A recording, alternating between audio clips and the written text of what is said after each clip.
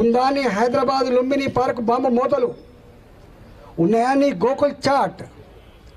ఉన్నదా సాయిబాబా గుడి దగ్గర నా కుటుంబం బాగుండాలని, సమాజం బాగుండాలని చెప్పి పూజ కోసం పోయినటువంటి అనామకుల తెగిపడ్డ కంఠాలు? ఉన్నాయా దిల్షుక్ నగర్ బాంబ్ బ్లాస్టులలో ఇప్పటికీ క్షతగాత్రులుగా మిగిలిపోయినటువంటి మనుషులు? ఉన్నాయా ఇవాళ? నో. ఇవాళ భారతదేశమే కాదు, ప్రపంచంలో భారత వైపు కన్నెత్తి చూసినా, నా భారత్లో అలజడి సృష్టించినా ప్రపంచంలో ఎక్కడున్నా మట్టు పెడతా నా కొడుకు అని చెప్పి హెచ్చరించిన నాయకుడు నరేంద్ర మోడీ. గుర్తుపెట్టుకోండి. ప్రభుత్వాలు, రైల్వే స్టేషన్లు, ఎయిర్పోర్టులు, నేషనల్ హైవేస్, ఇదంతా ఒక ఆస్పెక్ట్. కానీ నీ సంస్కృతి, నీ సాంప్రదాయాలు, నీ విశ్వాసాలని కాపాడే కర్తవ్యం కూడా పాలకులకు ఉండాలి. గుర్తుపెట్టుకోండి. మీకు తెలుసు, దేశాల మీద దండయాత్ర చేస్తున్నప్పుడు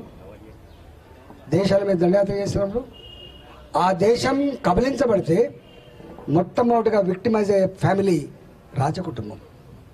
ఒక్కొక్కసారి మనం ఉంటాం, కళ్ళు పీకేసిండ్రు రాజు, వాళ్ళ కుటుంబాన్ని చెరిచిండ్రు అనేటువంటి మాటలు వింటూ ఉంటాం. మేము రాజస్థాన్ కూటకు పోతే వాళ్ళు చెప్తూ ఉంటాం, కథలుగా చెప్తూ ఉంటాం.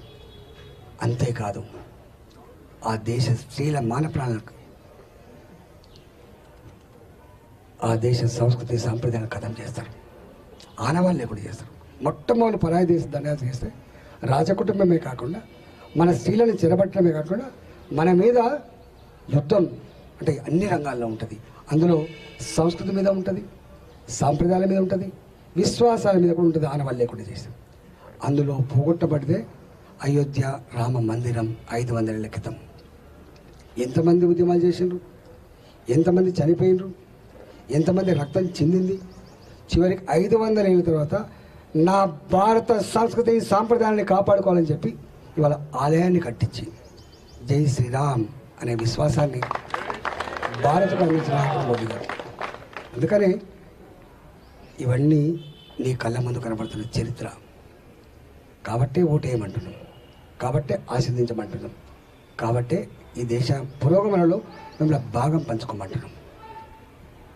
గందుకోసమే మాలాంటి వాళ్ళం పొద్దున్నే వచ్చి ఇవాళ ఈ అప్పీల్ చేయడానికి వచ్చినాం. కాబట్టి మీ నిండు మనసుతో